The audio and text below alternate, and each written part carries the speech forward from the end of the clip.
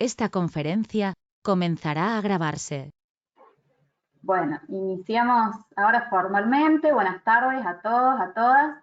Les damos la bienvenida al segundo encuentro del curso Introducción a la Gestión Energética Municipal, enmarcado en el programa de certificación en Gestión Energética Municipal desarrollado por la Red Argentina de Municipios frente al Cambio Climático y el Centro de Eficiencia Energética de Copenhague, con el apoyo del proyecto Euroclima Plus, FES Internacional y ADN. Para desarrollar esta segunda clase nos acompaña Marcelo Luna, quien es ingeniero civil, especialista en ingeniería ambiental. Marcelo es gestor energético y auditor de normas ISO 50001. Se desempeña como consultor y asesor de organismos públicos y empresas privadas en relación a temáticas de eficiencia energética. Nos acompaña también Andrés Agosti en esta segunda clase. Muchas gracias a ambos por sumarse a esta capacitación. Y a todos los asistentes, muchas gracias por la puntualidad. Estamos arrancando en súper buen horario. Como siempre, los invitamos a participar en el chat y después seguramente habrá unos minutos para preguntas, intercambios, así habilitan sus micrófonos. Ahora sí, entonces, Marcelo, cuando quieras compartir pantalla y te escuchamos. Bueno, primero me voy a presentar. Como bien dijeron en la presentación anterior, o sea, por empezar les pido disculpas por no haber estado en la primera clase, y la verdad que no pude conectarme, y vamos a continuar un poco lo que Andrés estaba diciendo en la primera clase. Voy a tocar algunos conceptos que puso él en lo que es la gestión energética, un sistema de gestión energética, y vamos a ver la última parte de lo que habló Andrés, que es las auditorías energéticas, ya directamente más yendo al terreno para hacer la auditoría. Como bien decía Andrés, las auditorías sirven para cuando uno hace una planificación para una implementación de un sistema de gestión de energía. Uno para planificar se basa de herramientas, y una de ellas es la auditoría energética. Que la auditoría energética es como sacar una fotografía de lo que tenemos, porque para poder ver propuestas de mejora, primero necesitamos saber con qué contamos, qué es lo que hay, qué consumimos, dónde se consume, y para eso se hacen las auditorías. Vamos a pasar ahora vamos a pasar a la presentación.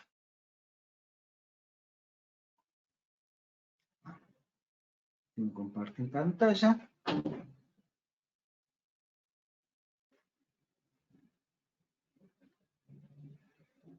Están con algunos problemas de audio. Yo estoy por acá escuchando bien. No sé si quieren probar de salir, volver a entrar, o si tienen auriculares, va a simplificar también un poco el tema. Y yo también escucho perfecto. Bien, gracias, Andrés. Ahí no puedo acceder. ¿Sí?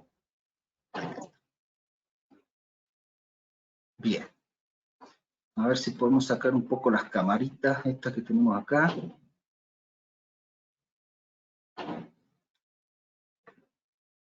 Bien. ¿Están viendo mi pantalla? Sí, Marcelo, se ve en pantalla completa. Bien. Bueno. Vamos a comenzar. Como les decía, entonces, las auditorías energéticas son la herramienta que se utiliza para una planificación del sistema de gestión de la energía. La auditoría energética tiene 5 fases, como es lo que había presentado Andrés, en el cual la primera fase sería la recopilación inicial de información. Después la segunda fase, las visitas a las instalaciones. Tenemos que primero recopilar todo lo que es datos de facturas, todo lo que esté registrado, facturas de energía eléctrica. Más adelante lo vamos a ver un poquito más. En la fase 2, una visita a las instalaciones para ver qué equipos hay, cómo están, hacer un relevamiento. entender cómo funciona el consumo de energía, dónde se gasta energía, hacer todo un recorrido de lo cual. Me voy a centrar un poco en lo que es un edificio público, pero todo esto se puede extender a otras reparticiones, o por ejemplo para un alumbrado público también se puede hacer la misma metodología para aplicar a eficiencia energética.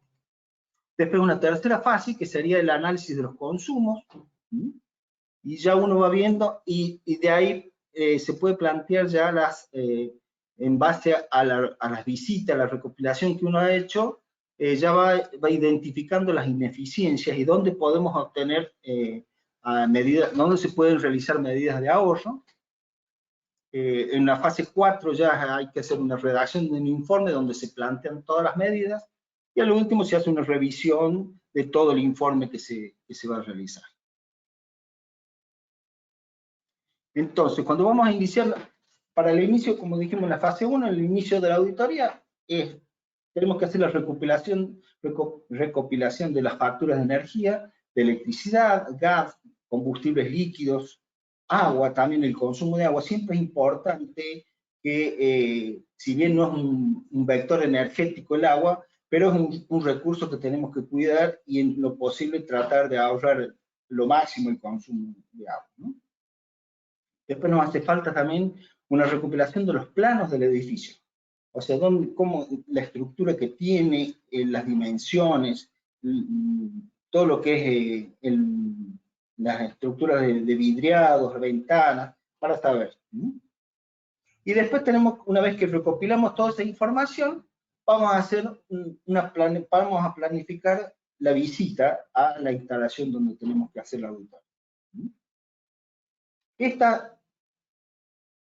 Cuando ya empezamos, cuando recopilamos las facturas de energía, ¿qué tenemos que ver en las facturas de energía? Primero, ver en qué categoría se encuentra como usuario en el prestador de servicio de energía. O sea, si puede ser una cooperativa o una empresa provincial. Y de ese cuadro tarifario que se tiene, hay que analizar en la factura, ver cuál es la tarifa que aplican, y en función del tipo de usuario, puede ser un usuario que tenga una demanda de energía media. Bueno, esa demanda, en esta factura figura cuál es la demanda que uno tiene contratada en hora pico, en hora resto y en hora valle, ¿no? Principalmente. Todo eso hay que ir analizando, y después hacer un estudio durante por lo menos un año, de 12 meses, dependiendo justamente en las auditorías que estuve realizando ahora hace poco. Como en la pandemia fue un caso atípico de consumos, generalmente se toma consumos de otros años que hayan sido normales. Se puede hacer un año atrás, 2020, 2019. 2019 es generalmente el que más representativo sería de consumos. También en la misma factura, tenemos que ver cómo está el coseno phi, si es una demanda trifásica, donde miden el coseno phi, y si está mal, cobran multa. Y en todo esto, entonces, lo que se hace, después les voy a mostrar una planillita con la cual se llenan todos los datos que uno recoge de las facturas de energía, de electricidad, sobre todo, y también después lo que es las facturas de gas. En las facturas de gas también tenemos que anotar qué tarifa nos aplican y qué demanda estamos teniendo de facturación. Con esto ya pasamos directamente a lo que es llenar planillas de toda la información que estamos recopilando. En el caso de energía eléctrica, vamos a tener, por ejemplo, no sé si me alcanzan, si ven el puntero donde estoy indicando, o... Sí, se ve, Marcelo. Se ve. Bueno. Sí. O sea, primero ponemos quién es el que nos distribuye la energía eléctrica, puede ser cooperativa o provincial. la tarifa que se pone, y se hace una recuperación de los 12 meses del último periodo, de un periodo representativo, donde vamos a anotar la demanda en punta. La demanda en punta es el horario entre las 18 horas, 18 horas hasta las 23 no me acuerdo exactamente, donde la tarifa de energía es la más cara. Después viene la tarifa resto y valle, que son tarifas de las 6 de la mañana hasta, no recuerdo exactamente los horarios, bueno, pero hasta las 6 de la tarde son dos tarifas distintas. Estas son tarifas menores, o sea, la tarifa más cara es la tarifa de punta. O sea, siempre hay que tratar de consumir la menor cantidad de energía en punta, que es la más cara, ¿no? En los casos de los edificios municipales, generalmente el horario de trabajo es siempre en horario resto y valle, que sería, nunca se trabaja a la noche, pero hay algunas actividades que se pueden hacer a la noche. Por ejemplo, ¿qué puedo decir? Cuando tenemos que llenar alguna cisterna, generalmente a veces se pone a llenar la cisterna a la noche, porque dice, no, a la noche es menos gente, es más fácil, y bueno, directamente y no molesta. Bueno, esos horarios hay que evitar, porque son los horarios donde la energía es mayor. Y después entonces, de cada factura vamos a tomar el registro de la demanda real, la demanda en pico, en resto y en valle. Si no está discriminada, capaz que esté discriminada solamente la demanda en pico y en resto y valle lo consideran un solo valor. Vemos el costo que pagamos, se anota el costo que se paga a cada factura y el factor de potencia que se está teniendo. El factor de potencia cuando uno está fuera de la norma, o sea, a mayor, un factor de potencia a 0,95, de ahí para arriba la distribuidora no cobra multa, de ahí para abajo cobra multa. Y eso es un punto que hay que revisarlo constantemente para evitar pagar en exceso por algún problema que podemos tener, siendo que se puede llegar a solucionar.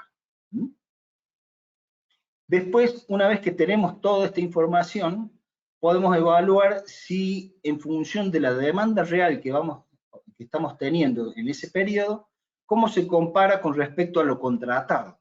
Si estamos contratando bien o estamos contratando mal. Bien puede ser que la demanda real sea muy similar a la demanda en punta contratada, a la demanda contratada, digo.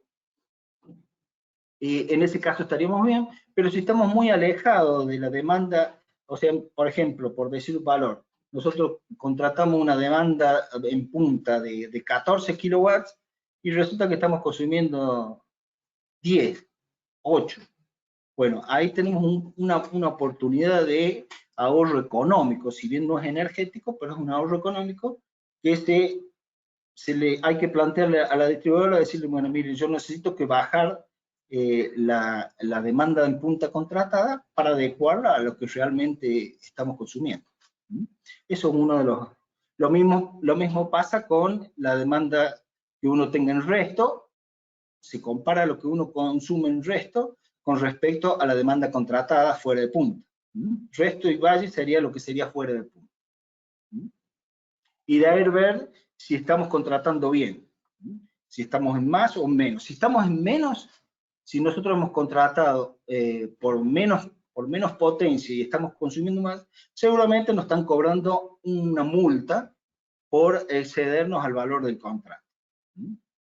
Hay distribuidoras que, por ejemplo, acá en la ciudad de Córdoba, cuando uno se pasa 2 veces o 3 veces se pasa de lo contratado, solamente directamente la distribuidora le dice usted se tiene que contratar un valor de demanda fuera de punta acorde a lo que está consumiendo.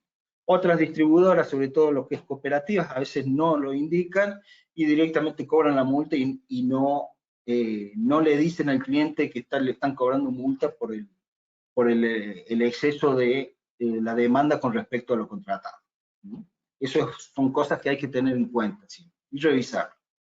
Por ejemplo, si hay, con el tema del factor de potencia, uno lo tiene que estar controlando mensualmente cuando venga la factura y ver que tenemos un coeficiente mayor de 0,95. Y si vemos que está menor de 0,95, ahí va a aparecer una multa.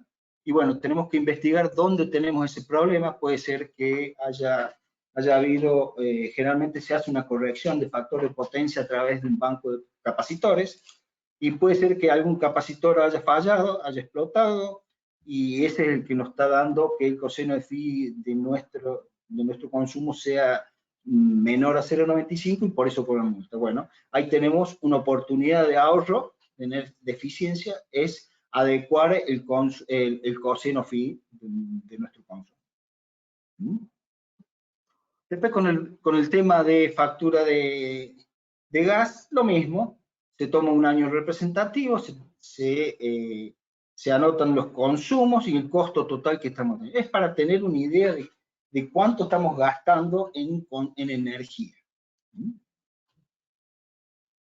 Lo mismo pasa con el tema de combustibles. Puede ser que en algún municipio se utilice solamente, aparte de energía eléctrica y gas, que se utilice leña, que se utilice carbón. También hay que anotar, hay que llevar un registro de lo que es combustibles. Los litros de combustible, acá en esta planilla yo puse solamente litros, pero se puede subdividir en litros de combustible para vehículos o combustible diésel, de lo que se esté consumiendo. O sea, tenemos que hacer una recopilación de todo lo que las facturas que nos ingresan que nos cobran, digamos. Después, como les decía, tenemos que empezar a hacer lo que es una visita, planificar la visita a las instalaciones. ¿Para qué sería visitarla? Bueno, una, para comprender el funcionamiento de la empresa. Cómo es el proceso, por dónde ingresa, por dónde tenemos el ingreso de la energía, hablando de energía eléctrica, dónde tenemos los tableros, por cómo se distribuye en un edificio o en una fábrica, también se aplica. Y para entender cómo es el diagrama de flujo del consumo de energía. Y a medida que lo vamos recorriendo, vamos a empezar a observar, a identificar las ineficiencias energéticas. O sea, esas ineficiencias, ¿qué es? Una cosita antes que le quería comentar. El gestor energético tiene que ser una persona que sea muy... que se cuestione muchas cosas, principalmente, y una persona que tenga sea muy ávida de información, de conocimiento de tecnologías nuevas, siempre tiene que estar constantemente actualizado en todo lo que es nuevas tecnologías. Lo que recomiendo yo es siempre unirse a páginas donde, por ejemplo, eficiencia energética, hay páginas de eficiencia energética donde mensual o casi todos los días están publicando nuevos avances que hay, y eso es una información que el gestor tiene que ir, empezar a ver, estar al tanto de todo lo nuevo que se está produciendo, porque la tecnología está avanzando muy rápido, y el gestor tiene que estar actualizado. No digo al tope, pero por lo menos tiene que saber de lo nuevo que salió, que ya se ha probado y que se está empezando a utilizar. Eso es una cosa que los gestores tienen que hacer. Volviendo al tema acá de la visita a las instalaciones, o sea, cuando uno va recorriendo unas instalaciones, ya solo el gestor tiene que empezar a observar, tiene que observar mucho, y empieza con la práctica, generalmente se logra, se empieza a identificar las ineficiencias sin hacer ninguna medición de nada. Directamente uno ve por ejemplo, va y ve un aire acondicionado y lo ve que el aire acondicionado está todo tapado arriba del filtro de toma de aire. Bueno, esas son cositas que uno directamente no hace falta medir nada, directamente con la observación uno ya puede decir, mira, acá tenemos una oportunidad de eficiencia energética, o acá tenemos una ineficiencia, digamos. Esa ineficiencia, que son cosas que se sacan directamente. Después también, cuando uno ya es más experto, ya puede empezar a realizar toma de datos o mediciones. La toma de datos generalmente cuando uno está empezando, lo que hace, por ejemplo, en el tema de motores o equipos de aire acondicionado, lo que se va en los motores hay que sacarle toda la información que tienen las placas de los motores, tanto de motores que están haciendo algún trabajo o motores de bombas. Toda esa información tenemos que empezar a recopilar, haciendo todo el recorrido de lo que es el edificio, suponiendo en el caso que estamos en un edificio municipal. Lo mismo vamos a ver cómo se usan los equipos, si, por ejemplo, digamos, está andando el aire acondicionado y tenemos la puerta de entrada abierta de par en par. Bueno, ahí uno ya nota dónde hay una ineficiencia, ¿no? O hay el aire acondicionado está cerca de un escritorio y bueno, resulta que el que está ahí se está muriendo de frío y el que llega a en la otra punta le hace calor. ¿Por qué no le llega el aire? Bueno, ahí también tenemos otra oportunidad de mejora, de decir, bueno, entonces acá tengo que poner un equipo más chico o redistribuir y colocar un equipo más chico en otro lado. O sea, no tanto un solo equipo grande, sino redistribuir en toda la superficie de las oficinas que se están, para poder lograr una mejor, porque de nada sirve de que el que esté acá al lado del aire se esté muriendo de frío y el que está en la punta está con calor. Después, para lo que sirve la visita, vamos a evaluar los rendimientos de los equipos. O sea, una evaluación así, primeramente visual y después, bueno, en función de los datos que se toman de los equipos o de los consumos, podemos llegar a intuir un poco los rendimientos.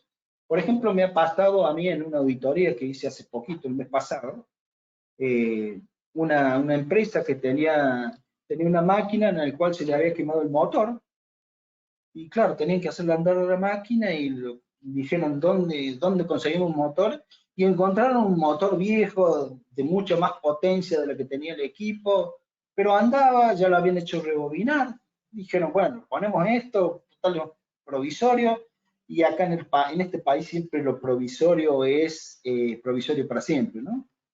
Y me pasó que al solo ver, dije, no, acá este motor es demasiado grande para la máquina esta que necesita, lo que necesita la máquina. Y uno se pone a investigar, encima era un motor que ni siquiera tenía una placa, estaba todo tapado. Generalmente cuando se hace mantenimiento dicen, bueno, vamos a hacer mantenimiento, a pintar todo. Y agarran todos los motores y los pintan de arriba a abajo, tapan todas las placas de características de los motores, y uno para hacer el relevamiento tiene que ir a cada motor y empezar a raspar ahí, a ver si podemos sacar los datos de característicos de los motores. Eso es algo que realmente cuando se hacen esos mantenimientos de pintura, sobre todo, hay que hacerle, sobre todo a la gente que va a pintar, aclararle, no, la placa del motor no me la tapes. Si bien queda un poquito feo porque justo esa partecita no se pintó, pero bueno, pero es siempre necesario eso, poder contar con los valores de la placa. Y después, también tenemos que empezar a analizar los consumos energéticos, dónde se consume más energía. Vamos a ver que hay partes que dicen, por ejemplo, se consume tanta cantidad, o sea, en función de lo que uno está viendo y el relevamiento, por ejemplo, de luminarias, hay que hacer un relevamiento de todas las luminarias, y bueno, ya más o menos vas a saber cuánto más o menos consumen en un área, cuánto consumen en la parte de equipos en bombas, en refrigeración. Bueno, así todo esto hay que empezar a relevar y anotar. Ya entonces, empezando a hacer lo que es relevamiento de equipos, pasamos a lo que es motores. En los motores, en una auditoría, no hay que desesperarse y decir, bueno, voy a relevar todo motor que vea, donde vea un motor lo relevo. No, eso no es práctico. Lo que hay que hacer es relevar los motores de mayor potencia, por lo general, los que mayor tiempo tienen de uso, Y también, o sea, en eso hay que enfocarse, no hay que enfocarse en motorcitos chiquitos que funcionan muy de vez en cuando. Eso realmente no son significativos a la hora de relevar. ¿Por qué digo esto? Porque nosotros tenemos que, de todo lo que relevemos, tenemos que identificar lo que son los usos significativos de energía. Y los usos significativos son los que mayor consumen, los que mayor horas de tiempo de uso tienen. Puede ser que haya un motorcito chiquitito, pero resulta que no es uno, sino que son 10, 15 motorcitos chiquitos. Bueno, eso sí, ya son significativos, porque en el conjunto y en las horas de uso que tienen, van a dar un consumo de energía bastante. Entonces, como les decía, en los motores tenemos que, en la placa de los motores tenemos que identificar, buscar la potencia en kilowatt o en HP. Hay una conversión de HP a kilowatts, es que se multiplica por 0,746 y obtenemos de HP a kilowatts. Tenemos que anotar la antigüedad que tiene el motor. El motor generalmente está hecho para que trabaje 20 años. Hay motores, los motores viejos están de 30, 40 años y todavía siguen funcionando. Después tenemos que anotar la cantidad de rebobinados que se le ha hecho a ese motor. Eso es muy importante porque por cada rebobinado que se le hace a un motor, pierde eficiencia entre un 2 y a un 3%. Y eso lo que hace es que nos haga gastar más energía. Vamos a anotar también lo que es el rendimiento del motor, todo el rendimiento nominal, el factor de carga. El factor de carga es, como les decía recién, de esta máquina que tenía un motor chiquito y encontraron un motor más grande y lo pusieron a trabajar. Lo mismo sigue andando la máquina, pero ¿qué pasa? Un motor, para tener la más alta eficiencia, tiene que trabajar a un factor de carga de entre 70 a 80%. Entre 70 y 80% es el factor. Acá me preguntan, ¿cómo sabemos si está rebobinado? Lamentablemente eso no se puede, tenés que desarmar el motor. Lo que hay que hacer es buscar a la persona que es encargada, que es de mantenimiento. Ellos son los que saben bien cuántas veces se ha rebobinado un motor, si ese motor se ha quemado. Dice, no, uno va y le pregunta, sí, ese motor, mira, ese motor lo hicimos rebobinar el año pasado, pero ya es una o dos veces, es el tercer rebobinado que va teniendo. Y siguen rebobinando y lo siguen haciendo. ¿Por qué? Porque sale más o menos más barato que comprar un motor nuevo, ¿no? Pero después vamos a ver, en función de lo que les estaba comentando, que el rendimiento, el motor tiene que le estaba hablando, por ejemplo, cuando se le hace un rebobinado, pierde entre un 2 y un 3% de eficiencia. El motor que va perdiendo eficiencia va gastando más energía para funcionar. Y ahí es donde tenemos una oportunidad de mejora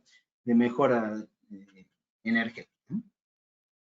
El factor de carga, les decía, si nosotros ponemos un motor mucho más grande de lo que necesita, en vez de estar trabajando un motor a un 70, 80%, si es muy grande, capaz que esté trabajando al 50%. El motor anda chocho porque trabaja livianito, no se calienta. Pero ¿qué pasa? Esos motores, cuando arrancan, gastan hasta 8 veces más el consumo de energía que un motor más chico. O sea, si uno se pone a calcular, el consumo, apenas arranca el motor ese, se nos dispara terriblemente el consumo. Y cuando está trabajando un motor a un 50%, la eficiencia baja hasta un 60% de su eficiencia. O sea, baja hasta un 60%, ¿no? O sea, disminuye un 40%. Y eso hace que nos gasten más energía. Después también tenemos que tomar bien datos de las horas de uso que se utilizan esos motores, si el motor tiene variador de velocidad. Generalmente los motores nuevos son los que, no todo motor acepta colocar un variador de velocidad, solamente los motores más nuevos son los que se le puede instalar. El uso, para qué se utiliza, las cantidades de motores y el consumo de energía que va a salir en función de la potencia, el rendimiento, el factor de carga y las horas de uso que tenga. O sea, es un producto, la potencia por el factor de carga, por las horas de uso, dividido el rendimiento nos va a dar el consumo de energía que tiene el motor. Después otra cosa, en los motores tenemos que verificar el mantenimiento. El mantenimiento, si encontramos un motor que está todo, no se lo ha tocado nunca, como funciona no se lo toca directamente. Bueno, al motor hay que hacer el mantenimiento en el tema de los rodamientos, en el tema que no esté completamente tapado de suciedad, que eso hace que se recaliente más el motor, y si se llega a recalentar más, el bobinado del motor se empieza a sobrecalentar y se empiezan a quemar. Y va consumiendo más, hasta llegar a un punto en el cual se va a quemar.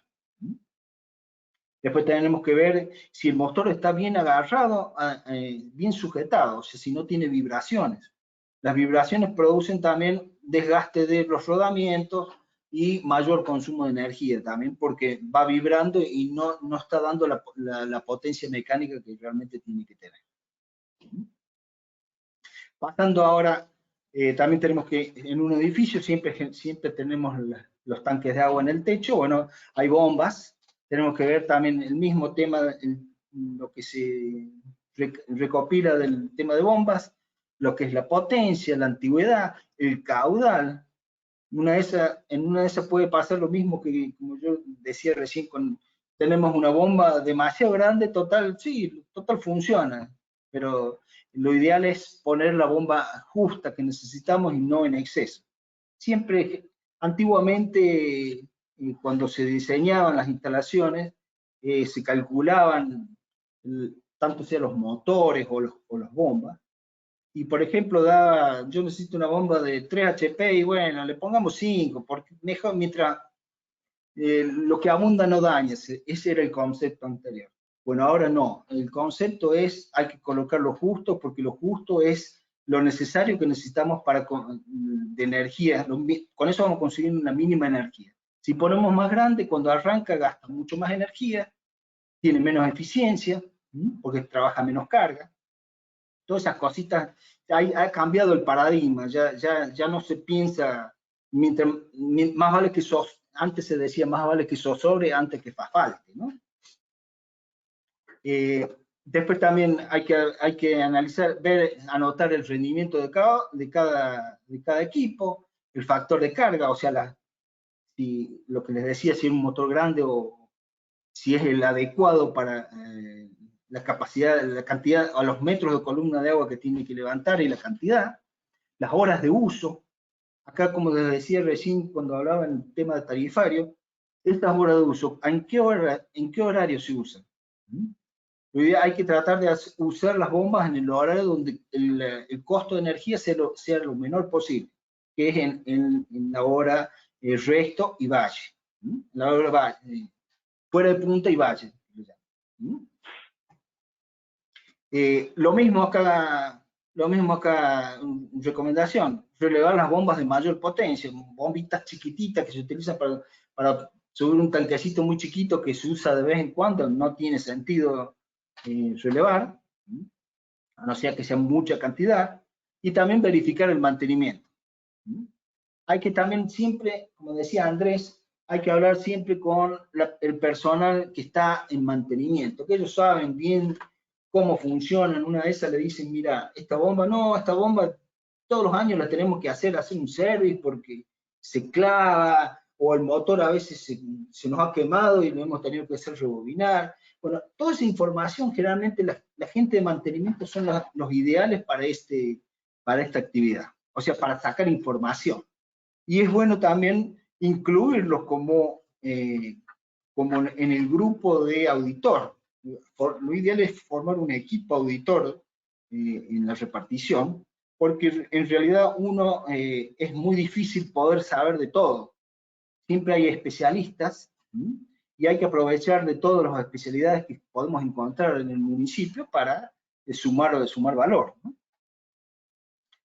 Después, también lo que le decía, verificar el mantenimiento. El mantenimiento si está bien agarradas las bombas, sujetas para que no tengan vibraciones, si no tengan pérdidas, que no estén tapadas, que no estén en lugares al aire, que tengan a la intemperie, que tengan una cubierta protectora. Todo eso, todas esas cositas que uno tiene que ver, que realmente el auditor tiene que hacer principalmente. Yo siempre digo que el auditor tiene que principalmente aplicar el sentido común. Esta es una de las principales características que tiene que tener un gestor, aplicar el sentido común. Si uno ve una bomba que está, un equipo que está a la intemperie, si bien está funcionando, pero al final, al cabo del tiempo, ese equipo se va a deteriorar y es que se puede solucionar tranquilamente poniendo una cobertura. Después, pasamos al tema de iluminación. Bueno, en iluminación tenemos que relevar todo lo que tenemos equipos de iluminación. En este caso, sí, todos luces y puntos de luz donde se usan o no, bueno, eso hay que relevar. Realmente en esto no podemos saltear aquí. A no ser que sea en un depósito que esté en la punta, que no se prenda nunca esa luminaria, bueno, eso puede llegar a ser. Pero por lo general hay que relevar todo.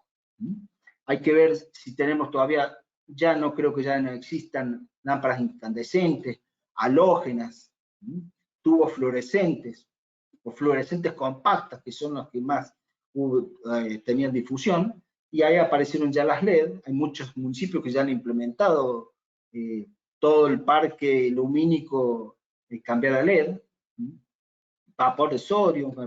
Esto estoy hablando principalmente en la parte del edificio, pero también se aplica a lo que es el alumbrado público.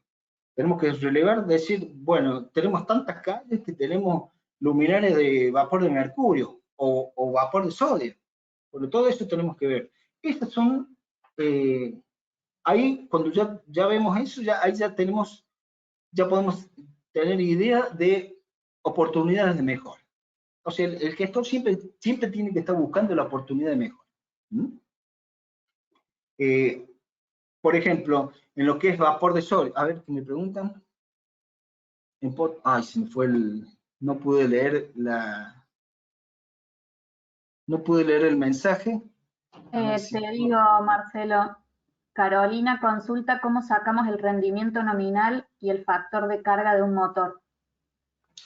Bueno, el rendimiento nominal generalmente lo viene expresado en la placa del motor.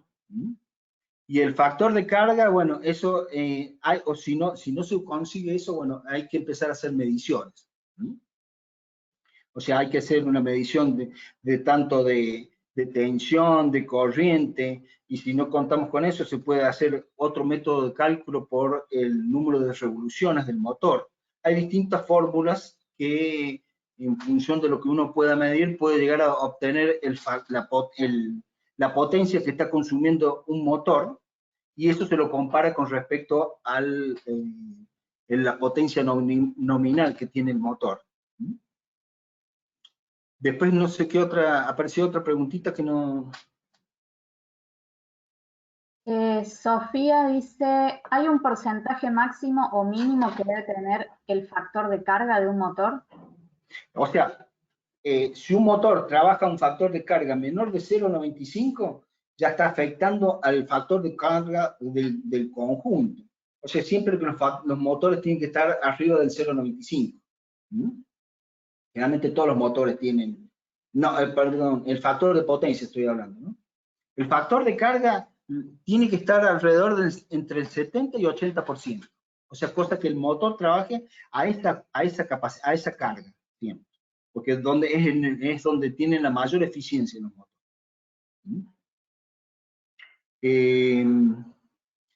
Siguiendo con esto, bueno, entonces, en el tema de iluminación, si encontramos lo que es lámparas halógenas, tubos fluorescentes o fluorescentes compactas, ahí ya de solo mirarlas uno ya dice, acá tengo una oportunidad de mejora. Lo mismo en vapor de sodio y mercurio, en el alumbrado público también, ahí tenemos otra oportunidad de mejora. Generalmente, con la tecnología LED, los porcentajes de mejora son realmente muy elevados. Cada vez los LEDs están siendo más eficientes cada vez. En lo que es alumbrado público estamos mínimamente, tenemos, o sea, de mínimo ya me estoy quedando corto, tenemos un 50%, un 50% de ahorro de energía.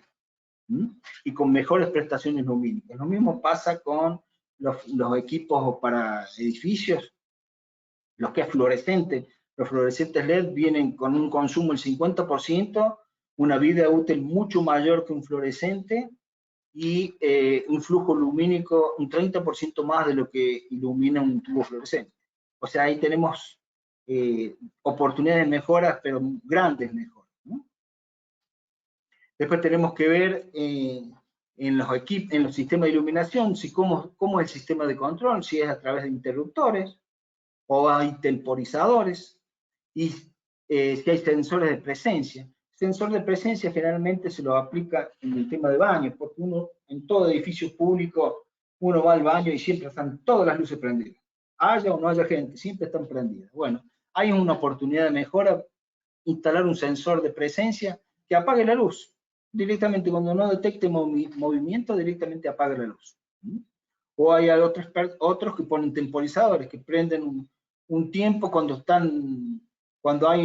se acciona, y hay, como son las escaleras, los temporizadores de escaleras, se dan un tiempo de encendido y después se apagan solos. Después hay que verificar también lo que es el estado de mantenimiento, porque si tenemos luminarias buenas, que dan buen flujo lumínico, y resulta que están todas sucias, ahí estamos perdiendo un montón de flujo lumínico, que eso, ahí estamos ahí estamos perdiendo eficiencia, siendo que, por ejemplo, en algún lugar donde, si bien que podemos llegar a tener ventanas que nos den iluminación natural, y si baja un poco la luz natural, empezamos a prender las luminarias, y las luminarias tan sucias nos van a hacer nos dan una sensación de falta de iluminación. Vamos.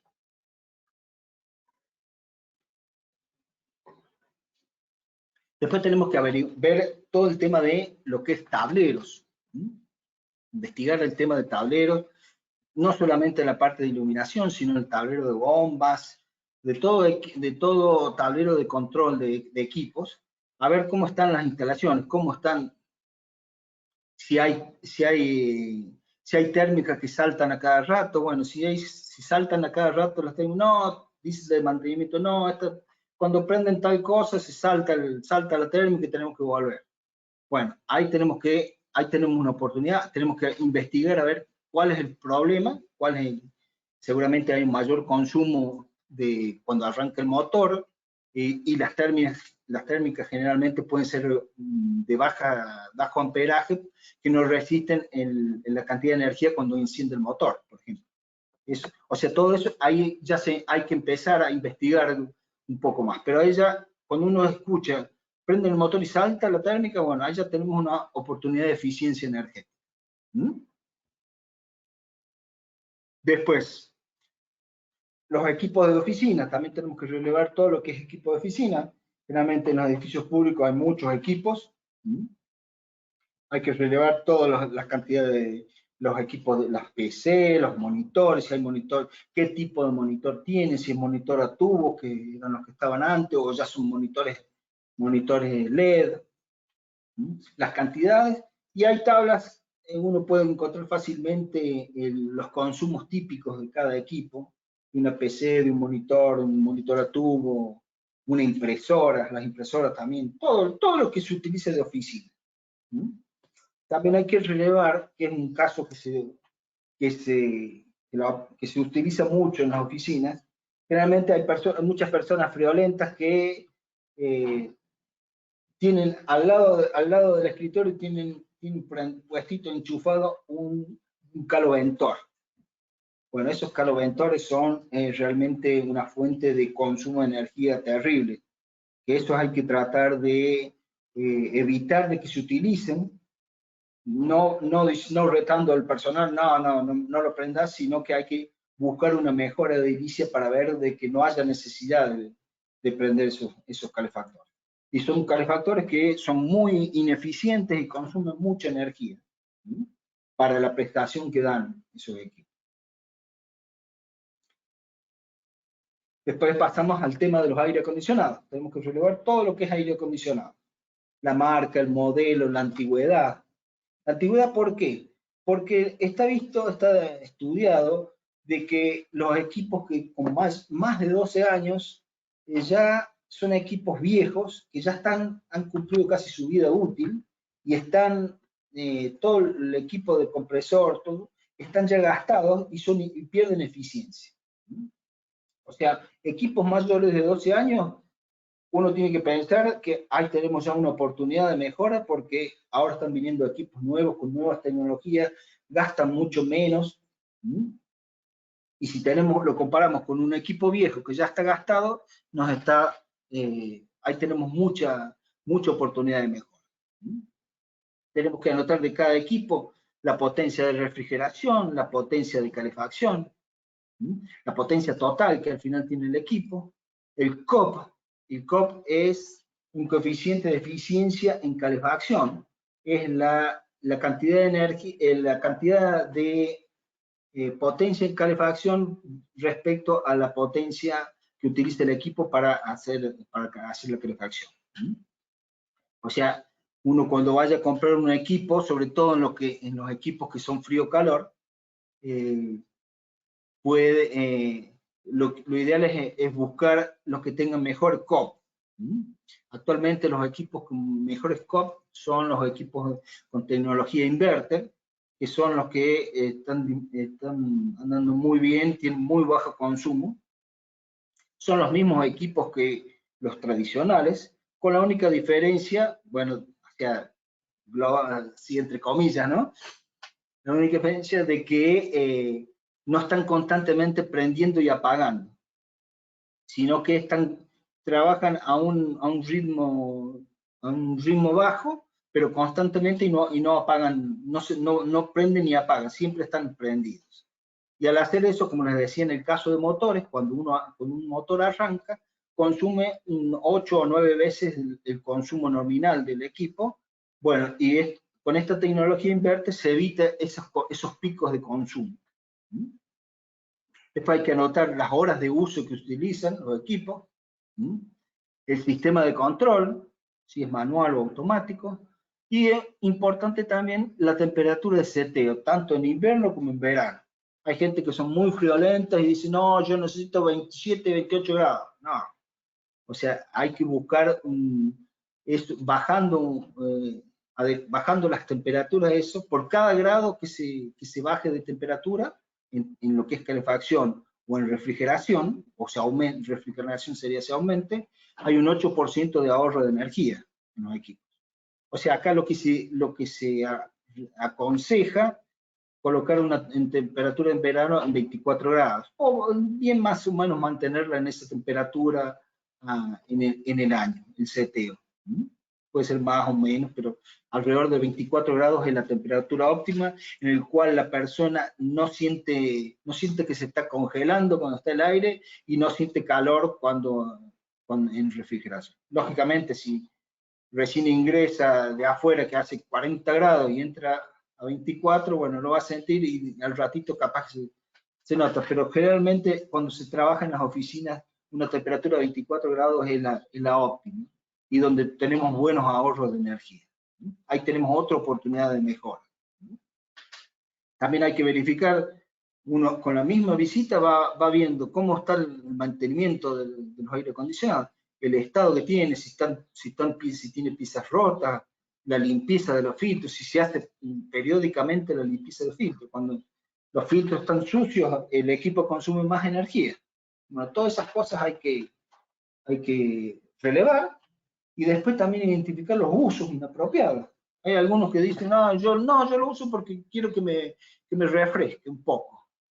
Bueno, o sea, en vez de abrir una ventana, prende un aire como para decir, voy a un caso extremo, ¿no? Pero una cosa así. O por ejemplo, poner el aire acondicionado y resulta que tenemos las ventanas abiertas o la puerta abierta. Bueno, eso es un uso inapropiado de los equipos. Y eso hay que al personal tomar conciencia de que cuando uno hace logros, hacer de que entre todos estamos haciendo ahorro de eficiencia. Y ese ahorro de eficiencia que uno hace en la repartición tiene un efecto multiplicador, porque ese mismo que una persona dice, oh, mira, dice, si ponemos la temperatura a 24 no gastamos tanto. Y en la oficina la verdad que estamos bien. Ah, eso lo voy a aplicar en mi casa. Y bueno, así se empieza a multiplicar un ahorro de energía en todo lo que es, sobre todo en la sociedad, ¿no? Sobre todo en las familias de los empleados. Después, esto ya un poco ya más bien para lo que es industrias. Ahí puede ser algunos edificios municipales que tengan que utilizar el aire comprimido, perdón. Bueno, lo mismo también hay que relevar la marca, el modelo, la antigüedad que tengan los equipos, qué tipo de equipo de aire comprimido tenemos. Los más eficientes son los últimos, son los más caros, son los centrífugos, perdón, a tornillo. Y así los a pistón son los que normalmente los equipos más baratos, los más antiguos. Hay que ver, anotar la capacidad que tienen cada equipo de compresión, la presión de trabajo. Si hay la presión de trabajo uno puede llegar a ver, hay industrias que trabajan con una determinada presión, pero a veces cuando los regulan un poquito más por las dudas y por si falta. Bueno, eso, cuando pasa eso hay que hacer un estudio de eso, empezar, no estudio, sino prueba y error sería, bajarle un poquito la potencia hasta que los empleados se quejen. Cuando los empleados se quejan, dicen, no, no tengo buena presión. Bueno, ahí ya sabemos que es el mínimo. Y de ahí empezamos a subir de a poco, hasta que digan, no, sí, ahora estamos mejor. Y en una de esas hemos bajado un kilogramo de presión, que eso significa un buen ahorro de energía, ¿no? Después hay que anotar las horas de uso, el tipo de operación, si es con variador de velocidad o es modulante, o sea, modulante que es, variador de velocidad son los equipos nuevos, más modernos, modulante es cuando tienen un tanque de almacenamiento, cuando llega a una cierta capacidad, acciona directamente, automáticamente, o si no son de prendido o apagado manual. En los aire acondicionados, cuando se habla de aire acondicionado, hay que empezar, en la visita que uno hace, tiene que relevar cómo es la ubicación del compresor. ¿Dónde está ubicado? Me ha pasado en una auditoría que hice el mes pasado, que tenían que, un compresor, desde que llegué a la planta, el compresor estaba andando y me fui y no paró de funcionar. Habrá parado 5 minutos el pobre compresor. Y resulta claro que me empiezo a ver y el compresor estaba a pleno sol. Le habían hecho un techito muy chiquito, encima miraba hacia el norte el compresor, o sea, toda la mañana le daba... Perdón. No lo alcancé. Después contestamos bien las preguntas para que así podemos... Ya estoy terminando y empezamos una ronda de preguntas, ¿no? Si quieren así, después me pueden ir leyendo las preguntas que se van formulando y las voy respondiendo. Les decía que, por ejemplo, el compresor estaba en pleno sol mirando hacia el norte, donde toda la mañana tenía el sol que le da, que encima como el techito que le habían hecho era muy alto, muy chiquito, solamente lo cubría un poquito que no se moje cuando cae la lluvia de derecha. Si había un poquito de viento se mojaba todo. Pero a ese compresor le daba el sol todo el día, toda la mañana, y el compresor necesita... cuando toma aire para comprimir, necesita que el aire sea lo más frío posible. Mientras más temperatura tenga el aire para comprimir, gasta más energía. O sea, por eso hay que darle una protección, no dejarlos a la intemperie, a los motores, a los compresores, y darle una buena ventilación, cosa que pueda tomar el aire un aire fresco, no un aire caliente como en este caso que tenía. Después voy adentro de la planta y empiezo a analizar lo que es el sistema de distribución de aire comprimido. Claro, resulta que empiezo a ver y veo que tenía pérdidas, pero muy visibles por todos lados. En todas las uniones tenía un semejante flujo que se veía la tierrita ahí como volaba. Bueno, al ver eso, uno ya aplica sentido común. ¿No? Bueno, si estoy tirando aire, estoy gastando más energía. Bueno, ahí tenemos otra oportunidad de mejora. Bueno, una de las oportunidades era que he planteado, que ya se lo voy a mostrar, es reparar el sistema, las pérdidas. Y los aires comprimidos, cuando pierden aire, es mucha plata lo que pierden. Realmente tienen un consumo alto de energía, generalmente los compresores, más que todo en esta planta que trabajaba todo el día, con una reparación con una inversión muy pequeña en mantenimiento, podían solucionar y hacer ahorros significativos. Después, otra cosa también, bueno, esto de las condiciones del recinto, que esté con protección solar, que tenga ventilación. Después pasamos al tema de calderas. Bueno, no sé si en muchos edificios municipales haya calderas. Bueno, si hay calderas, generalmente las calderas son más para especialistas. Uno como gestor energético un poco toca de oído casi, a no ser que uno sea especialista en ese tema. Pero lo primero que tenemos que hacer para ver si está funcionando, si hay eficiencia en la caldera, lo primero que tenemos que hacer es pedir al calderista el dossier de mantenimiento. El dossier es toda la documentación del mantenimiento que se le tiene que hacer obligatoriamente a las calderas. Si uno va y le dice, no, mira, el mantenimiento se lo hizo el año pasado. ¿Y pues cada cuánto tenía que estar en mantenimiento? Bueno, no, cada 6 meses. Bueno, ahí empezamos, ya cuando detectamos esas cosas, ahí ya tenemos que abrir los ojos y decir, bueno, no, acá tenemos que enfocarnos un poquito más. Si uno no sabe, llamar a especialistas y decirle, bueno, mira, acá lo que necesitamos que se haga el mantenimiento de la caldera. Porque eso es, pueden haber accidentes que con muerte también, ¿no? Por el tema de las calderas. Principalmente dentro de lo que es el equipo propio de la caldera, ¿no?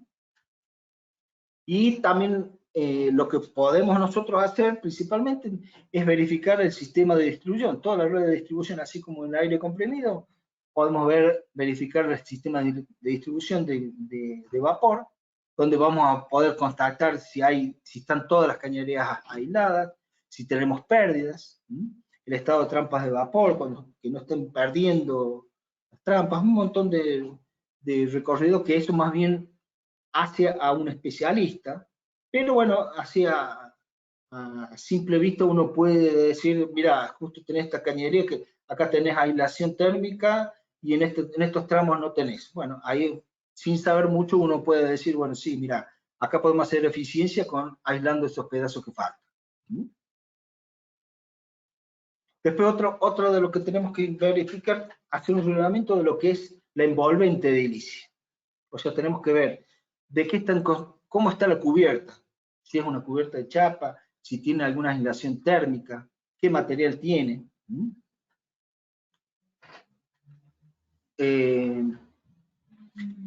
Así también con respecto al tema de las paredes, el espesor de las paredes, de qué están hechas las paredes que se están haciendo, que están construidas el edificio, las aberturas, la cantidad de aberturas, la superficie de aberturas, cómo están las aberturas, verificar si se abren y cierran en buen estado, porque muchas veces uno pone el aire acondicionado a todo vapor y resulta que, claro, por las ventanas hay vidrios que le están faltando hay infiltraciones donde perdemos energía. Bueno, ahí tenemos, cuando vemos una ventana que cierra mal, bueno, ahí ya sabemos, ahí tenemos una oportunidad de eficiencia energética. ¿Cómo? Instalar lo que es burletes para evitar las infiltraciones, las pérdidas de energía. Después tenemos que ver, perdón.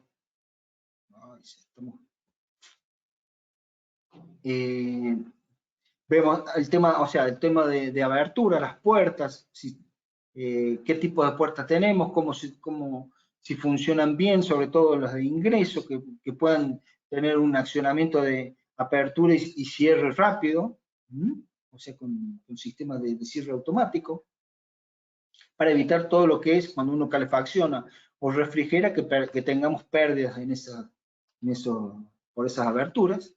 Y los pisos, de qué material todo, o sea, hay que hacer todo un relevamiento completo para ya tener una idea de cómo es el edificio. Con el tema de cubiertas, bueno, si es un techo que, por ejemplo, en algún local que el municipio no dice, bueno, esto lo vamos a refuncionalizar, ves un techo de una estación que tenía chapa, bueno, le ponemos un cielo raso y lo hacemos trabajar abajo.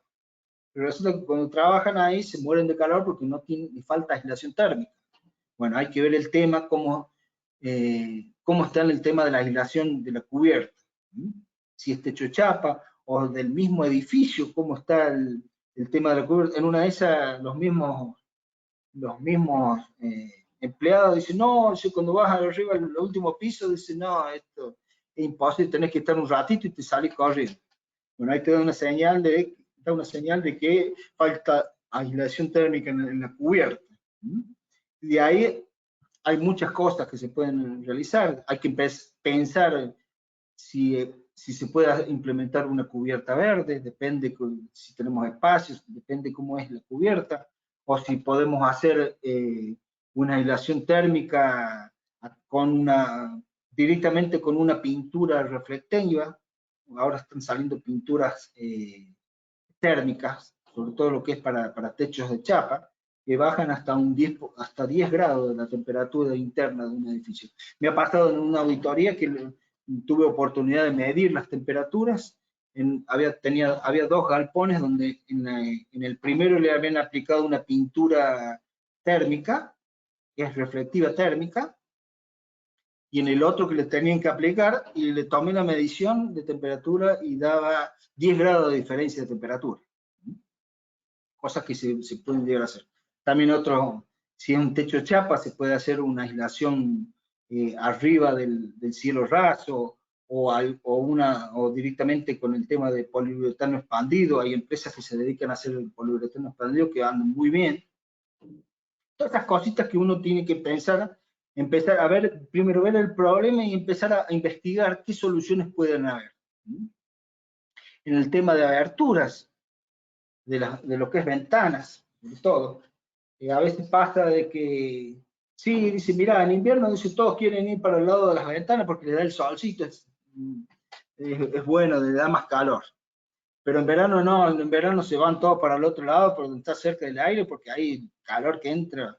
Bueno, cuando uno escucha esas cosas, siempre tiene que hablar con los encargados, o ver cómo es el funcionamiento.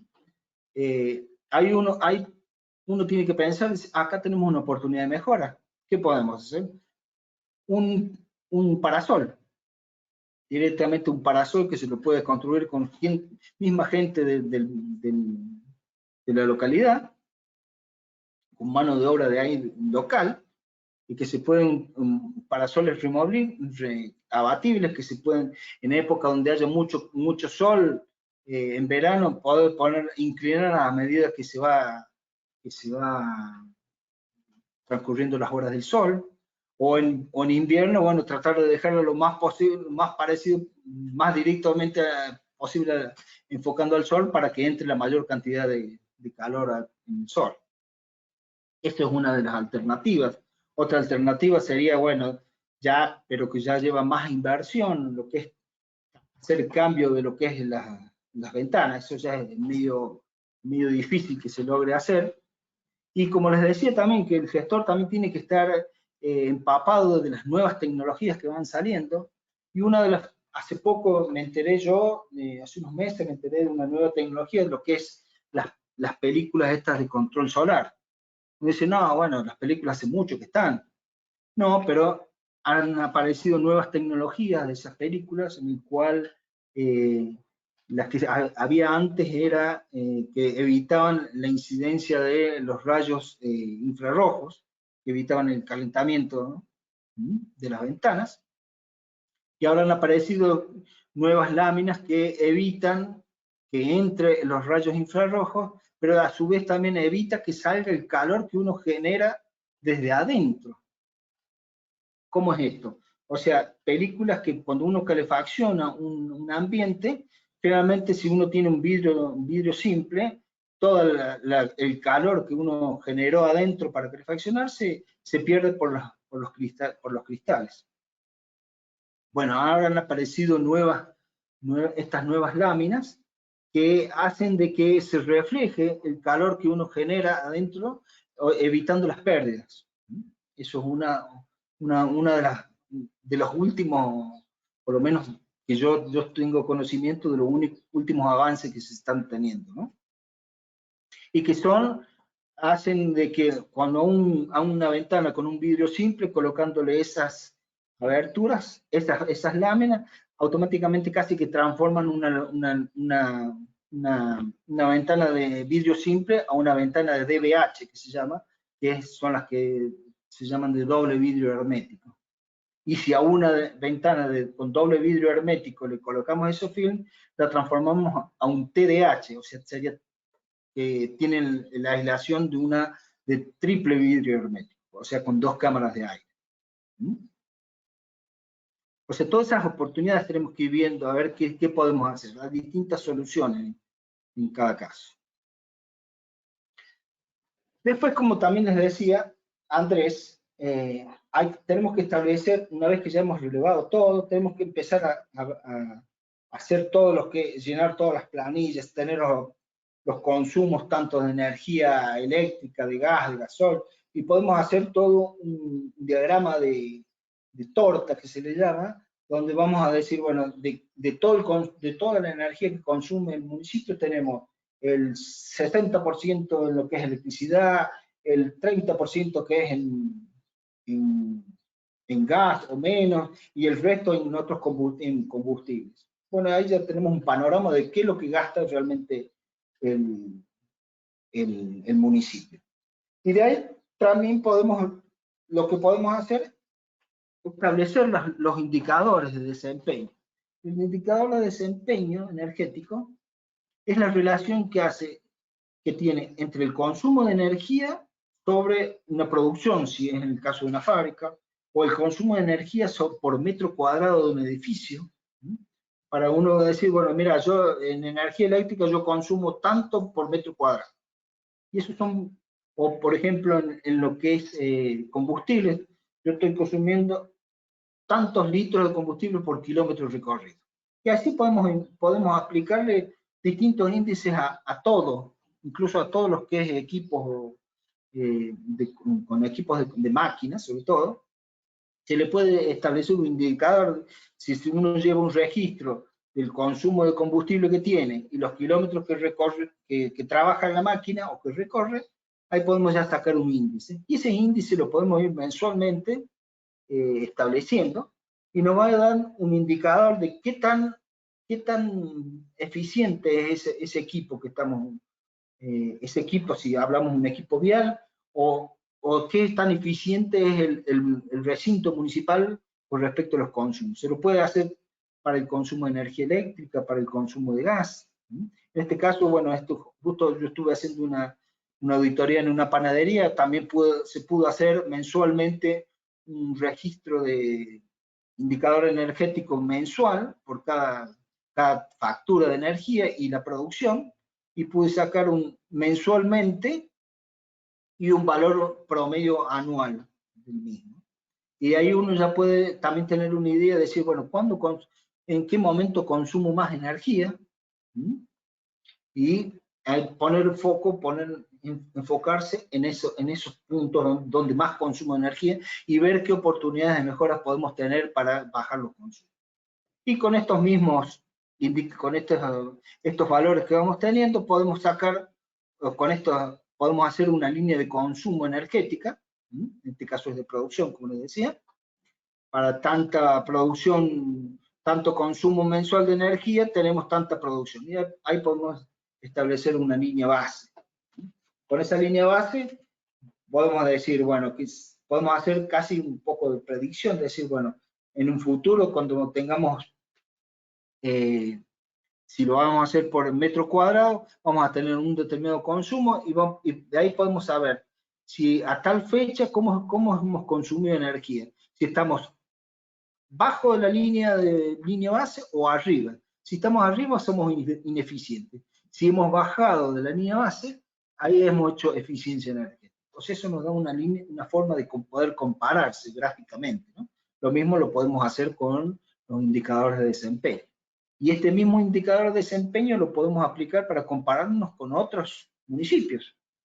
Con mucho, como decía Andrés el otro día, que muchos municipios se conocen todos, bueno, se pueden entrar a cotejar valores, es decir, a ver, che, ¿cuál es tu desempeño por metro cuadrado, índice de desempeño de energía por metro cuadrado?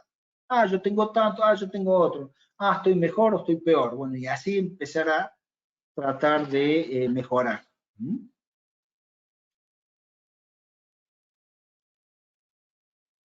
Y por último, bueno, ya una vez que hemos hecho todos estos relevamientos, todos los índices, todo, tenemos que hacer, ya sabemos cómo es la situación energética actual del edificio, y con eso, con la cantidad que consume, podemos hacer a través de cálculos el consumo, las emisiones de dióxido de carbono equivalente al consumo de energía que estamos teniendo.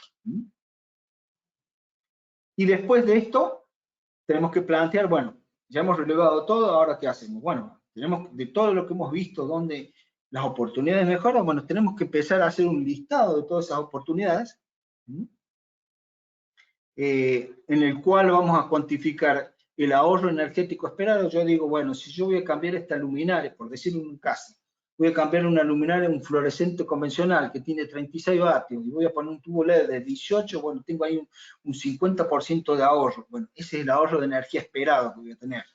El ahorro económico, bueno, si yo ahorro un 50% de energía, al valor del consumo de energía, que lo podemos sacar con la lista de todos los valores de las facturas, podemos saber cuánto se consumió en el año de energía y cuánto costó, y podemos sacar un valor promedio mensual, un promedio anual, y este lo podemos aplicar al ahorro energético esperado para ese año, ¿no? También del ahorro de energía podemos calcular el ahorro de emisiones que vamos a obtener, y también vamos a sacar lo que es la inversión necesaria, cuánto vale un tubo LED para reemplazar, en este caso, y el periodo de retorno simple es si yo gasto, por decir, 10 y voy a ahorrar un peso por mes, bueno, en 10 meses yo voy a ahorrar, con lo que ahorro pago lo que invertí. Eso sería a grandes rasgos lo que sería el retorno de inversión. Y con eso vamos a poder hacer un informe de la situación energética, ¿no? Ya cuando pasamos a la elaboración de las MAES, o sea, las medidas de acción de eficiencia energética, o también llamadas medidas de mejoras en eficiencia, también se le dice, tenemos que hacer empezar de todas las que hemos detectado, decimos, bueno, tenemos que hacer un listado y enumerarlas en función del nivel de inversión que necesita. Hay medidas que van a tener baja inversión, por ejemplo, el que es concientizar a la gente en el uso de la energía. Realmente eso con muy poca inversión, haciendo campañas, publicidad, campañas con afiches, concientizando a la gente del ahorro de energía. Bueno, muchas veces se logran muchas medidas, como explicaba Andrés en la curva esa de consumo que teníamos al principio, con medidas de uso, de mejoras en el uso, directamente se pueden obtener bastante ahorro. Después vamos a poner las medidas que tengan mediana inversión, cuando son inversiones no muy caras, por ejemplo, en el tema de iluminación, iluminación de edificios. Ya cuando tenemos lo que es iluminación alumbrado público, bueno, ya es un valor un poco más alto, y la podemos colocar en medidas de alta inversión, sobre lo que es alumbrado público, o adquisición de equipos más grandes, donde, bueno, ya es una inversión más alta. O sea, hacemos el listadito con esto con este listado uno puede decir, bueno, mira, vamos a aplicar, lo primero que vamos a aplicar es lo de baja inversión, bueno, eso es lo que primero se puede aplicar. Y después vamos a ir viendo, en función de la capacidad económica que tenga el municipio, puede ir decidiendo si empieza con una de mediana o una de alta, bueno, eso depende de las autoridades, ¿no? Y acá le paso algunos ejemplos, por ejemplo, de medidas de ahorro de eficiencia, de mejoras en eficiencia energética o MAES, como también se le llama. En este caso, como les comentaba hace un rato, reparación de las pérdidas de la red de distribución de aire comprimido. Bueno, lo que se hace es una descripción sencilla de lo que se va a hacer, reparar las pérdidas en uniones de la red de distribución, evitando un mayor uso del compresor para compensar las pérdidas. Claro, con todo el aire que pierde, por eso el compresor no paraba más. En función de eso, de lo que hemos relevado, por ejemplo, del compresor, las horas de uso, tenemos el consumo que tiene el compresor anual. El consumo en pesos es multiplicado por el valor de la tarifa anual que hemos obtenido en base a toda la lista de las facturas durante el año. En función del consumo de anual y el costo anual, si dividimos, directamente ahí tenemos un valor de consumo. Generalmente el costo siempre se lo saca un costo global, incluido impuestos, porque si no se hace un lío bárbaro, porque hay municipios donde cobran más, otros cobran menos, bueno, o algunos aplican una tasa, otros no, por eso siempre se lo hace directamente con todos los impuestos incluidos. Después de la propuesta, uno que va a hacer, tiene que más o menos estimar lo que es en reparación. Bueno, esto es mano de obra, puede ser mano de obra local, uno puede poner un valor para ir a desarmar un caño, ponerle aislante y devolverlo a sellar. Bueno, uno tiene que más o menos estimar lo que puede llegar a costar. En este caso, bueno, yo supuse un valor muy pequeño porque me pareció poco la inversión, y cuánto lo que podemos ahorrar, porque hay tablas que se utilizan, en el cual están establecidos en un aire comprimido en función del diámetro del orificio que se tenga o que se pueda asimilar. Decimos, bueno, yo tengo varias y yo supongo que estas, entre la suma de dos, me hacen un orificio de 1 milímetro, por decir. Bueno, ahí con eso se puede estimar más o menos los ahorros, las pérdidas que se tienen, y si se las reparan, bueno, serían ahorros. Esos ahorros de kilowatt, hay tablas que te dan los ahorros, las pérdidas que se dan en kilogramos multiplicado por el costo, bueno, ahí tenemos los ahorros que vamos a tener. Sacamos, perdón.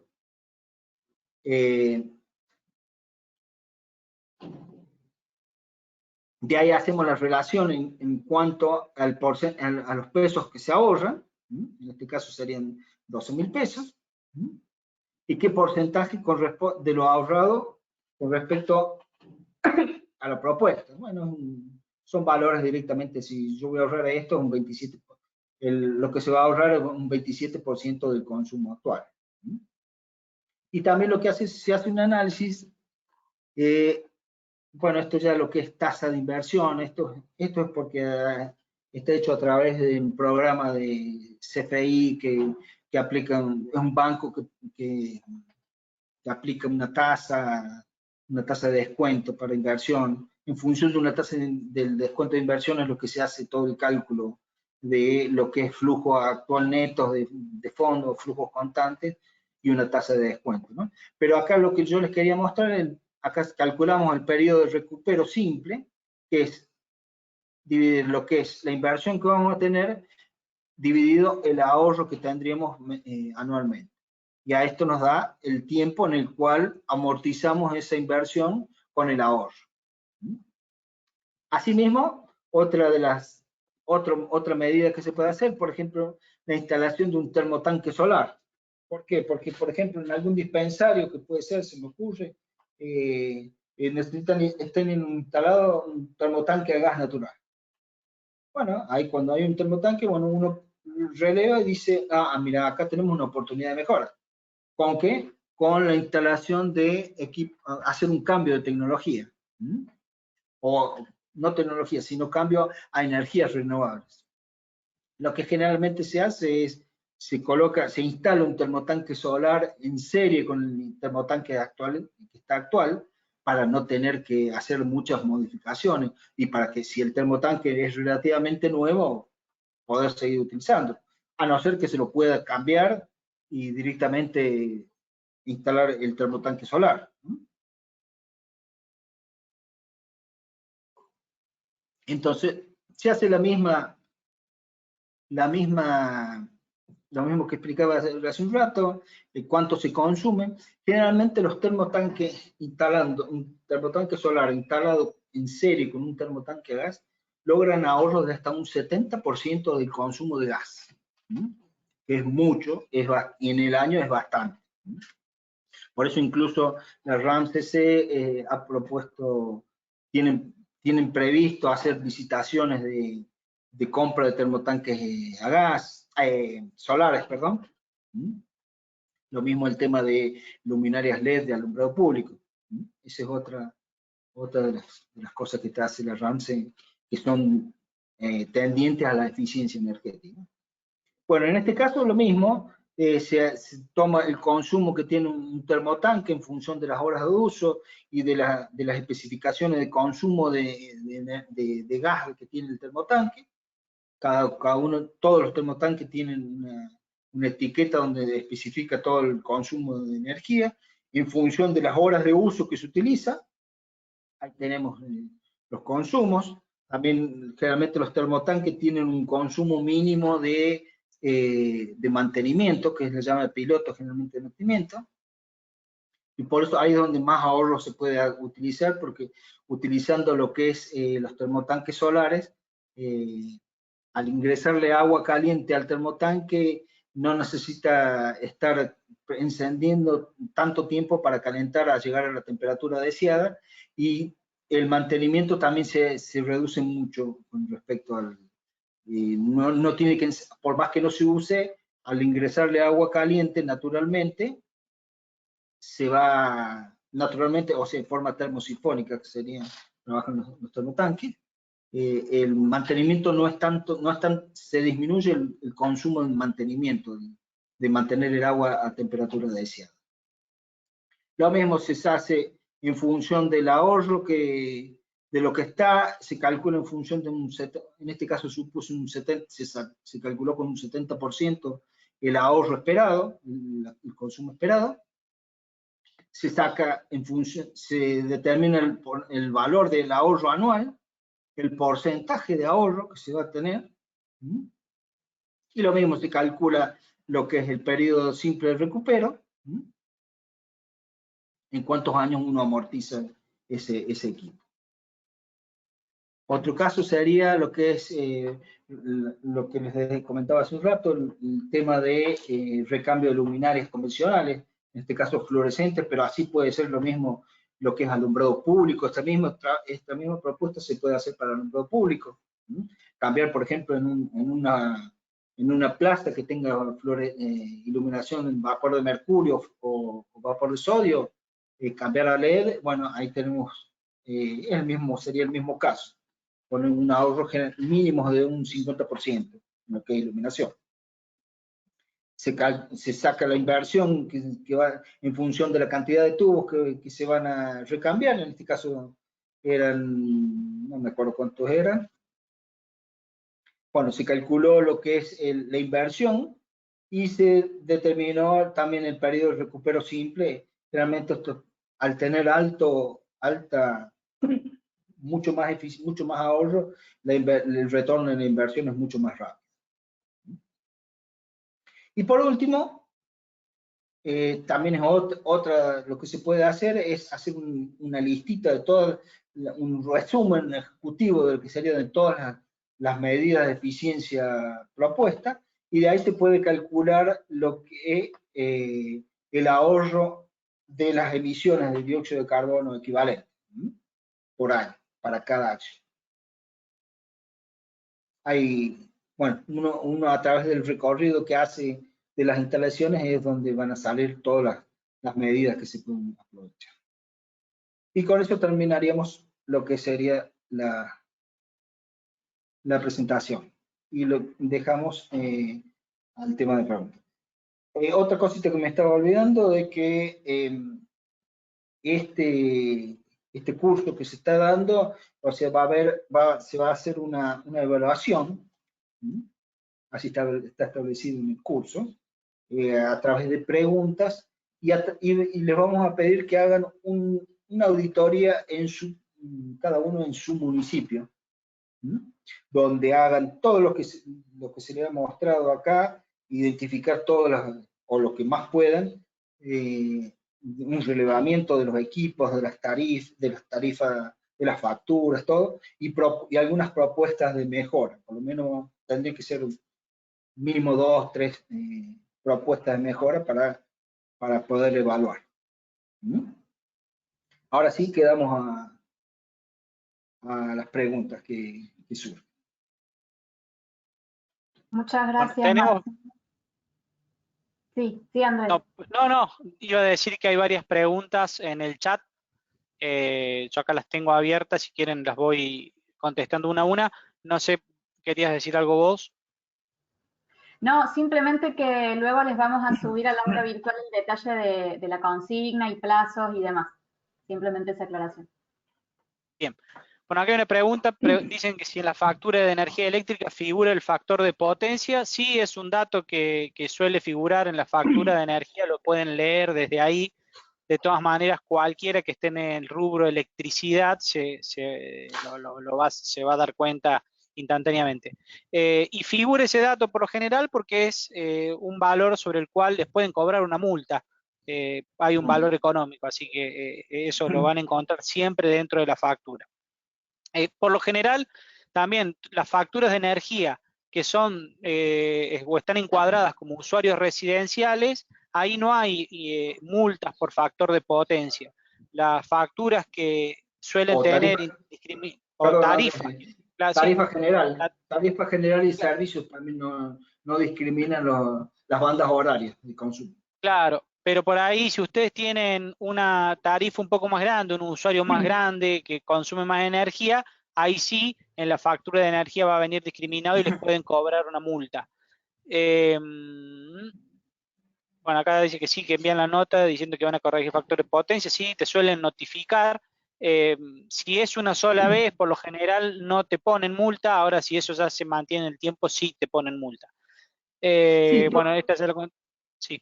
Todo eso es en función del distribuidor. Por ejemplo, acá en Córdoba no te dicen nada y directamente te cobran. Ni siquiera te dicen nada, a no ser que te pasas 3 meses la potencia de la que vos, respecto a la que uno contrató, bueno, ahí sí los intiman, pero si no, no te dicen nada, te cobran multa y vos decís, uy, qué cara que está la luz, pero resulta que no te informan de que te están cobrando una multa por tantos meses por haberte pasado.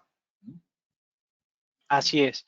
Bueno, después están las preguntas sobre los motores, que ya las respondimos. Esto sí, cómo sabemos si fue rebobinado el motor, cómo se saca el rendimiento nominal y el factor de carga, y cuál es el porcentaje mínimo o máximo que debería tener un motor, cuál es el factor de carga de un motor para que digamos que este está trabajando de manera óptima. El factor de carga está entre 70 y 80%, generalmente más cerca del 80%. Es donde tiene el máximo rendimiento. Cada motor tiene una curva de rendimiento y al 70 y 80% de la carga es donde tiene el máximo. Por eso le decía en el caso recién que les comentaba que habían puesto un motor mucho más grande, que trabajaba mucho a menor carga, baja el rendimiento un 40%. Es muchísimo. Así es. Después, en potencia y iluminación hay que tener en cuenta el gasto del equipo auxiliar. Sí, por supuesto, porque ahí tenemos un montón de energía que se derrocha. Por ejemplo, en las luminarias de descarga, sodio, mercurio, el equipo auxiliar puede consumir entre un 10 y un 15% más de la potencia que te indica la lámpara. Si ustedes están viendo una lámpara de 100 watts, en realidad ese equipo va a estar con la luminaria completa, consume 110 watts. Y si lo reemplazan por una luminaria de LED de 50 watts, van a estar reemplazando 50 watts contra 110 watts. Entonces el ahorro es mayor. Las luminarias, los tubos fluorescentes que tienen los balastros, también les pueden sumar entre un 5 y un 10% más por el consumo de los equipos auxiliares. Si ustedes reemplazan una luminaria, un foco fluorescente o una lámpara, un tubo fluorescente con balastro de los anteriores por un tubo fluorescente LED, también cuando hacen el cálculo de ahorro tienen que considerar el equipo auxiliar. Sí, perdón, sí. Andrés. Con colocar un 10% cuando tiene un equipo auxiliar de mayor consumo, con eso ya uno más o menos se cubre del consumo, del mayor consumo, ¿no? Sí. El relevamiento se hace sobre los equipos eléctricos, los que funcionan a gas también. Se hace sobre absolutamente todos los equipos que forman parte del municipio. Sí. Los que consumen energía eléctrica, los que consumen gas, los que consumen nafta, los que consumen gasoil, los que consumen leña, los que consumen madera. Es decir, se evalúan todas las fuentes de energía que se consumen en el municipio, en este caso. Y en todas hay que tratar de mejorar su consumo. Todas las fuentes de energía son las que uno debe evaluar. Por general hablamos mucho de electricidad porque es la más común y es la que uno más a mano tiene, pero se evalúa todo. La clase pasada di varios ejemplos, por ejemplo, hablé varias veces sobre los ahorros en gasoil por simplemente cambiar la rutina o la forma de utilizar los vehículos oficiales. Eso puede ser una propuesta de mejora que va a impactar rápidamente y no necesita inversión. Bien, acá Vanessa Machín se lo aclara. Que sí, le dice a Javier que hay que hacer el relevamiento de todos los equipos y sí, le vamos a proveer planillas, las planillas modelos se las vamos a dejar por el Moodle, así ustedes están en formato Excel, sobre esas planillas pueden volcar ustedes el relevamiento que hagan. ¿Cómo se puede hacer para bajar el consumo de agua? Bueno, hay medidas muy simples y económicas para hacer acá. No sé si vos, Marce, querés explicar alguna. Sí, con respecto al consumo de agua, primero hay que buscar evitar pérdidas. Lo que principalmente a simple vista uno ve. Evitar pérdidas, evitar el derroche, sobre todo donde más se consume agua es en el tema de los baños. Ahí lo ideal es colocar equipos, las canillas principalmente con temporizadores que como son en las estaciones de servicio, uno que presiona el grifo para que abra y abre un tiempito y corta automáticamente. Otra de las medidas es colocar lo que se llaman los perlizadores, que los perlizadores hacen que se mezcle aire con el agua y que parece que fuera mucha cantidad de agua que está saliendo, que a la vista del usuario dice, qué lindo que sale, pero con eso reducen casi hasta un 30, un 40% del consumo de agua por la incorporación de aire. Son los perlizadores que en toda ferretería se consigue también. Después el tema de... Sí, perdón. No, perdón, pensé que habías terminado. Nada, seguí nomás. En el tema de los depósitos de inodoro, bueno, controlar de que los cierres estén bien, los cierres de las gomas de los depósitos, o si no, colocar ya con una inversión lo que son los botones automáticos que uno presiona y directamente cierran sin necesidad de depósito. ¿Qué otra cosa más? Sí, en el tema de los depósitos de los inodoros, una solución muy económica que se puede implementar es poner adentro del depósito un volumen, por ejemplo, una botella llena de agua, una botella llena de arena, para que el depósito de agua tenga menos agua, pueda cargar menos agua, porque muchas veces con un 30% menos de agua que carga el depósito ya es suficiente para llevarse todo lo que tiene el inodoro. Entonces una solución muy simple es agarrar una botella, llenarla de agua, ponerle la tapa y ponerla dentro del depósito. Entonces el depósito va a tener menos capacidad de cargar agua, pero el agua que carga ya es suficiente para su limpieza. Digamos, es una solución muy económica que se puede implementar con 0 pesos, digamos. Si no, también, bueno, ya está el caso de cambiar los equipos que vienen con botón, el equipo de la mochila principalmente, que vienen con botones de doble accionamiento. En eso, así es. En lo mínimo, pero hay que hacer una inversión ya para cada equipo, ¿no? Para cada mochila. Así es. Reguladores de presión domiciliaria, sí, puede ser, hay equipos que son reguladores de presión domiciliaria, el tema es que si uno los pone al inicio o a la entrada del domicilio o del edificio, por ahí te podés quedar con poca presión en una ducha o en una canilla y te puede ser perjudicial, digamos, hay que evaluarlo bien. El tema de las marcas de láminas, bueno, eso por ahí, Marce, si querés, pues puedes dejar algunas marcas de láminas. Hay que entender que las láminas no es la lámina del polarizado que conocemos toda la vida, que le ponemos al auto y que poníamos en la ventana.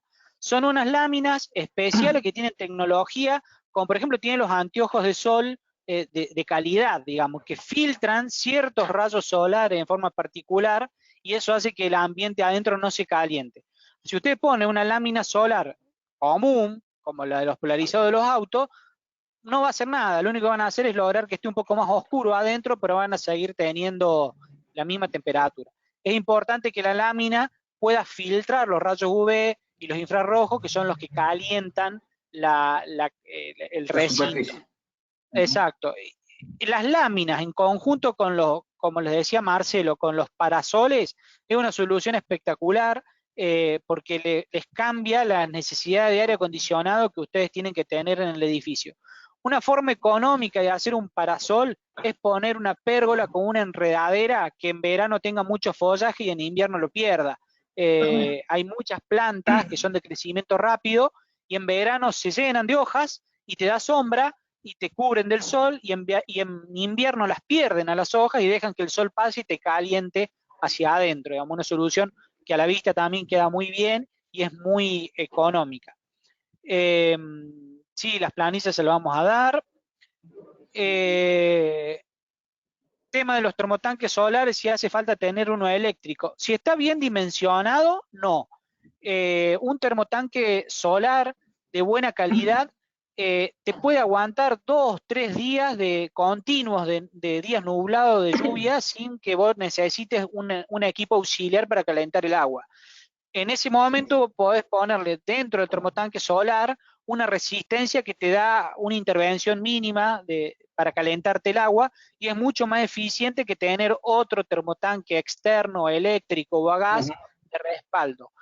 Por lo general, tenemos ahí hecho un estudio comparativo entre el calentamiento de agua en donde comparábamos solo solar con una resistencia eléctrica, solar más un termotanque a gas, solar más un termotanque eléctrico, y el más económico y que te da la misma prestación, es decir, siempre a la salida de la canilla tenía la misma temperatura de agua, es un termotanque solar con una resistencia eléctrica adentro que actúa muy pocos días al año cuando realmente hace falta.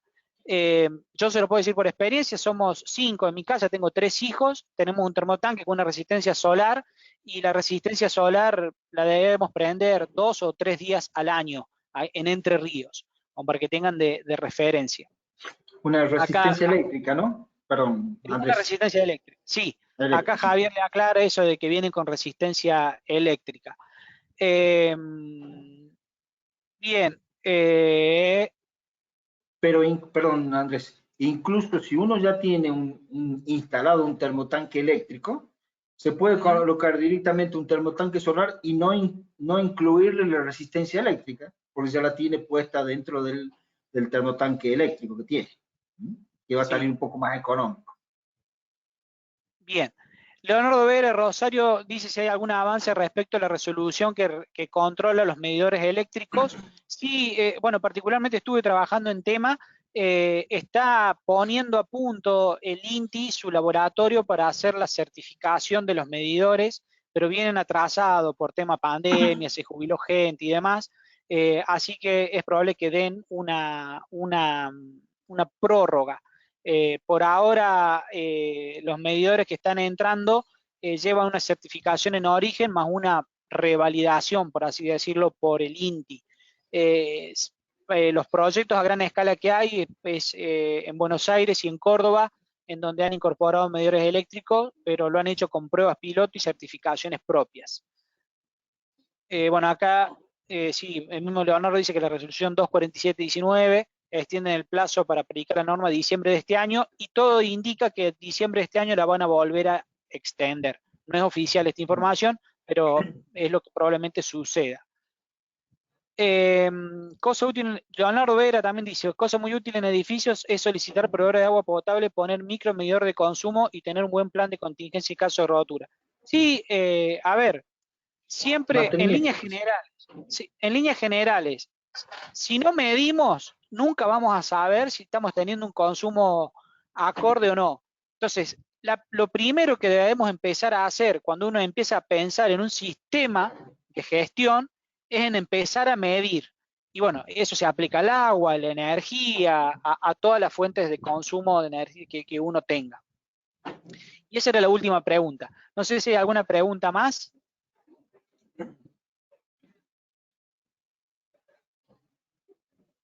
Silencio. Bueno, vamos a estar dejando por Moodle, le vamos a enviar las preguntas del cuestionario, va a ser muy simple.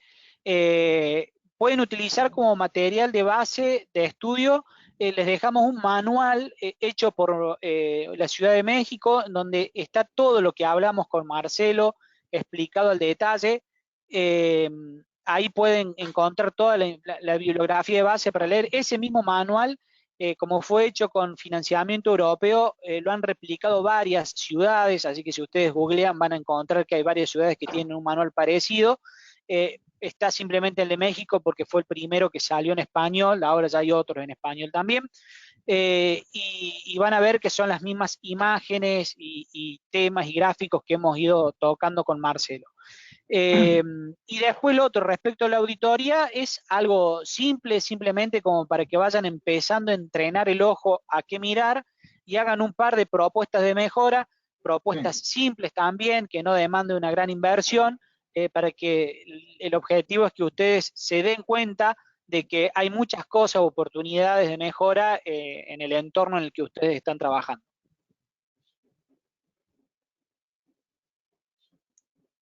Bueno, muchas gracias Andrés y Marcelo. Nos extendimos un ratito, así que gracias también a quienes se quedaron porque estaba muy interesante y había muchas dudas. Vamos a habilitar también un espacio de foro de consultas para alguien que tenga alguna pregunta puntual durante el desarrollo del trabajo, así que vamos a estar atentos de ese espacio.